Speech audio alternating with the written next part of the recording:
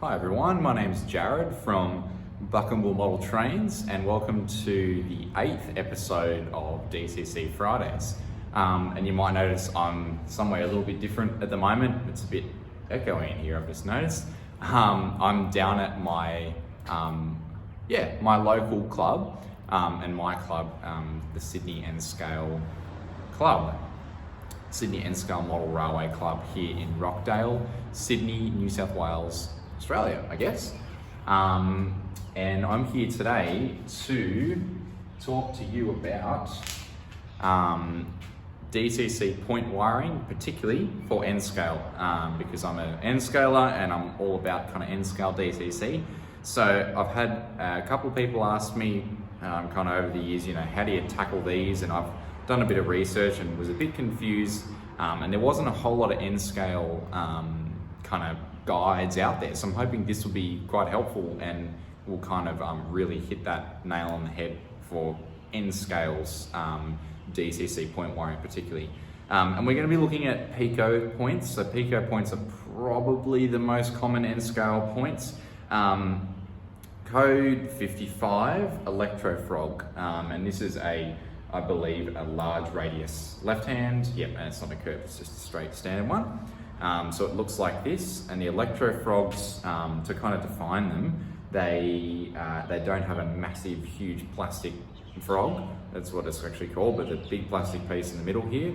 The rails basically all flow through, they don't actually flow through, but they flow through, as you can kind of see. The frog itself, so the two rails in the middle are actually electrically joined. That's the key kind of thing going on there. So as this point has already got prepared here, you need to put insulated joiners when connecting up and laying your track in these two spots. Basically, if in doubt, cover the whole thing in insulated joiners, because what we're going to do today is actually provide power to it and all of that, which is the best way to do it. But you definitely need to insulate the frog. The other rails, the end of the point you don't have to. On this point, if there's other points along, you're going to need to do other things, but if this was just connecting to a bit of rail, no insulators here. And these two outside rails here, if we're just going to pieces of track, they are very safe to stay using a normal metal, nickel rail joiner. So the thing that's really handy about the Electrofrog is you can lay it and not have to drill any holes or anything, disregarding point motors and all of that. It's probably good to prepare for that, but you can lay it down straight away and not have to do anything.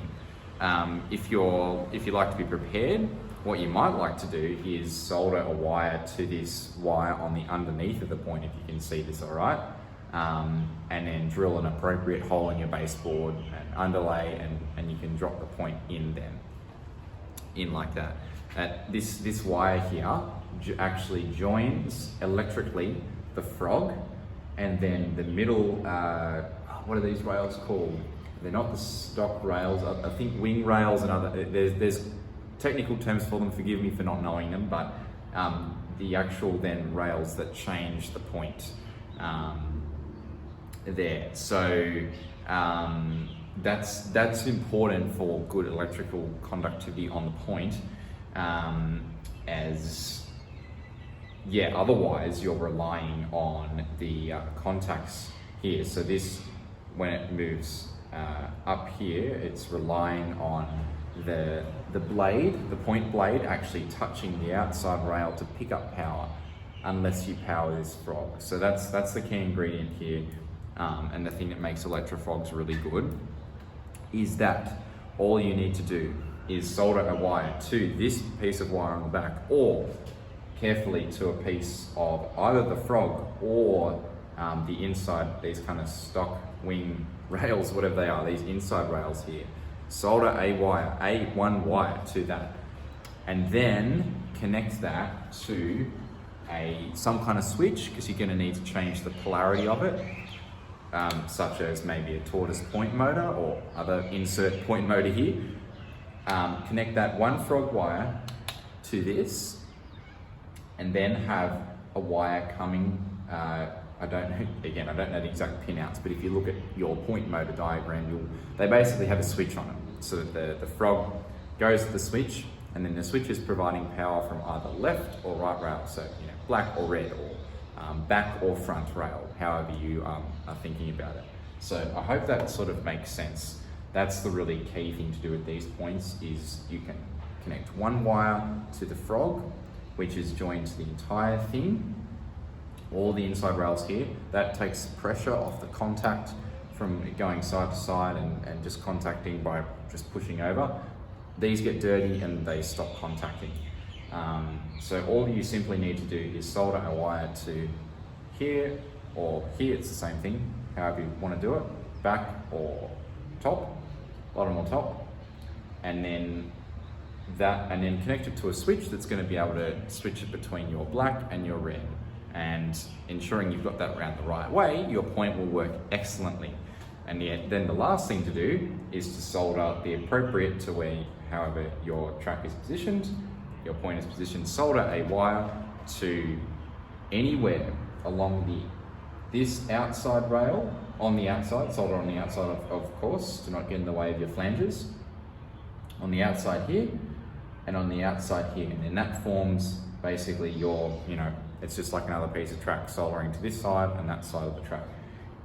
Anywhere along here, somewhere along here.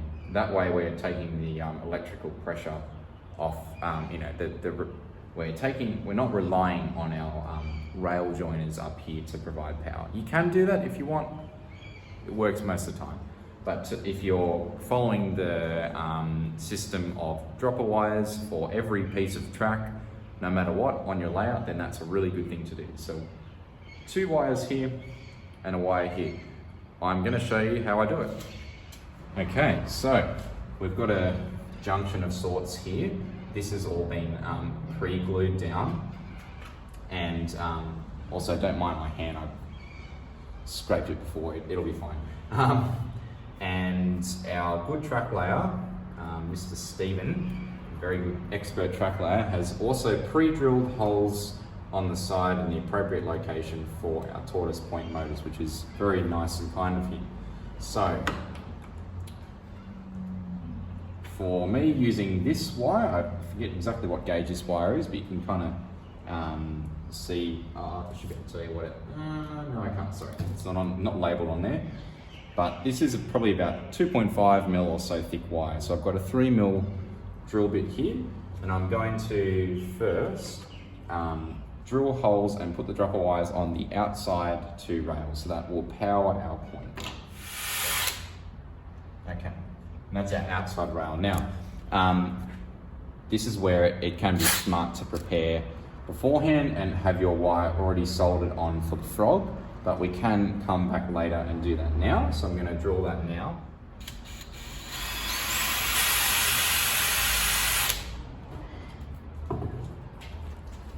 So I'll bring up the point here to show you where exactly I drilled that hole, right through this spot in here. And we're going to solder the rail, the wire to the rail on this edge here. Okay? Simples.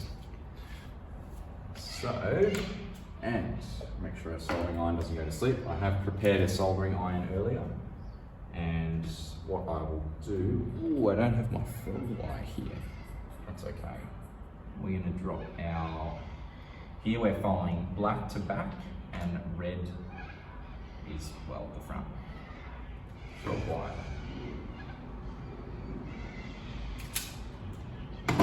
Hope you can see this, and this is understandable. Frog wire down the middle. So if you can see that, let's zoom this in to a terrible quality. Hopefully that makes sense. You have a red wire on closest to the camera on the outside rail, the black wire is on the far rail furthest from the camera, and the yellow wire is going to be our frog wire. And once we solder these up all to the appropriate locations, this point will be completely operational electrically. And it's as simple as screwing our tortoise motor underneath and then wiring our frog wire there to the appropriate pin for the output of that switch. And then the 2 inputs to that switch will receive power from our bus, which is running directly underneath the track. And you can trial and error that if you like, to be really simple about it, and just you know, see if you get a short circuit, it's not going to damage anything, or you can think about it intelligently and do it smartly if you like. Doesn't matter, either way. I've got a handy wire stripper here, just from Jcar here in Australia. Just makes stripping these wires as easy as anything. So we're going to strip the wires, grab our soldering iron and some solder. Normally I have some tweezers just to bend these wires. Just so I've got a right angled hook. We'll just use these pliers. That'll do the trick. That one's a bit dodgy. Just so I've got a nice little hook on it so that the wire can go vertically down through the baseboard, and then the soldered bit has a 90-degree angle hook, if you might be able to see that. Now, these are fresh points, so soldering directly onto them should not be an issue. Shouldn't be an issue. I have used a flux pen from Jcar before, that's been quite handy. And sometimes as well I put a bit of solder onto the point blade, just the point rail itself. This is a flux pen from Jcar, if you can, yep, there we go, you can see that. That's exactly what it looks like. Very good, useful thing. Yep, okay, so that's our black wire soldered on. And let's do our red wire. Now, we are using code 55 points because I believe that Pico code 80 points do not exist anymore. You can't get them. The track is majoritively code 80 from, yes, it is majoritively code 80. All right, so that's our red wire soldered on there. So therefore we now have power to, well, basically the point should be fully powered, but to really ensure that, we're going to solder on the frog wire. So that's this point here, if I can point at it, done. Yeah, that's it basically. That is how we wire it up for DCC. So now I'll show you those bus wires that we've dropped down, the dropper wires that will connect to the bus. They will be connected up to the bus using these suitcase connectors. Now I know some people are definitely not a fan of these, other people are a fan. We're a fan of these at the club because I've gone through about 4 bags of 100 or whatever it is of these already. That's sort of to indicate how many connections we've had to make so far, and that's where that was just one kind of double garage size room with our layout so far. So we are a fan of them, they're working quite well. So our bus wires, we just got a red one and a black one, and then obviously the red and black dropper wires are just connected up to the bus using these. You can use it terminal blocks or however you want to do that as well, of course, obviously. And yeah, this point here is ready to go. That frog wire is in. It's just a matter of us putting the tortoise motor underneath, and then we connect the yellow wire to that whichever pin it is. I forget which pin it is. I'm not the one actually wiring these up, but it gets connected to one of these pins, and then what you actually do is you grab some more dropper wires off the bus and then run them into, say that pin, and then the switch inside changes obviously when the point motor moves up the other side. You may have a more sort of manual setup or some sort of thing where you've got a switch to change that polarity, but that's all we've got to do is we've just got to change the polarity of this guy over from black to red, appropriate to the direction the point is thrown or closed. So I hope that's helpful. I'll show you, just before we finish up, I'll show you an Insulfrog point. This is a very old one. You can see here that this is the insulated section. So obviously there's no power going there. These ones can be wired up by putting a wire here and a wire here where my 2 thumbs are. And then of course you could rely on this moving across just to pick up the power for these inside rails. But what you can do on these ones is you could solder 2 more dropper wires to the outsides of these, so then these inside ones are powered.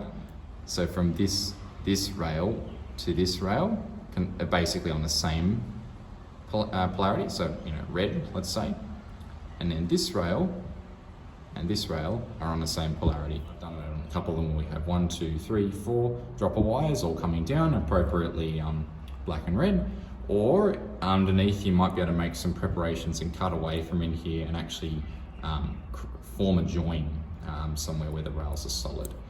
Now your frog, there is a little gap in here, so I guess you could manage to get a dropper wire here and a dropper wire there, but you can also, you could solder this to the track, something like that, but that's how we go about wiring up the Unifrog points.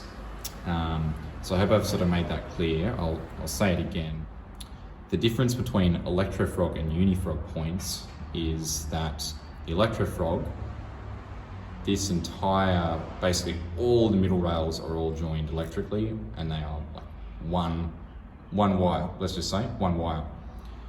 Therefore you need to switch it. We could do the same thing with this.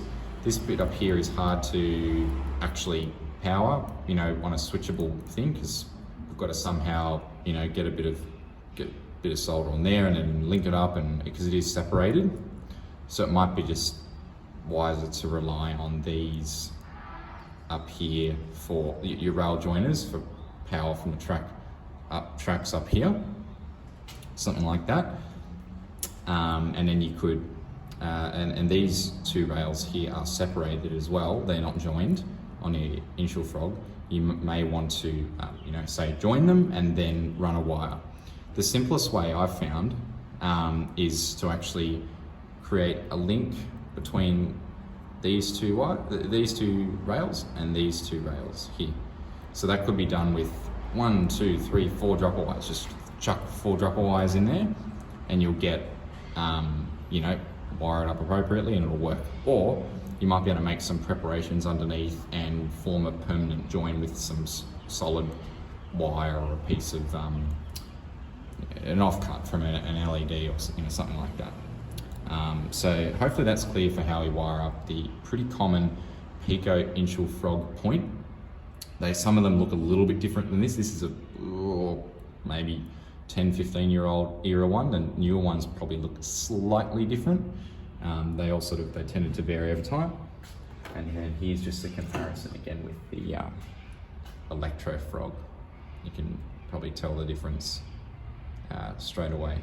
So let me know if you have any questions, any problems you're having with these, and if I've said something wrong or something, let me know. I'll edit this up so that it hopefully makes sense. So thanks for joining me down here at the Sydney N-Scale Club. Hope this has been a helpful video in terms of how to wire up points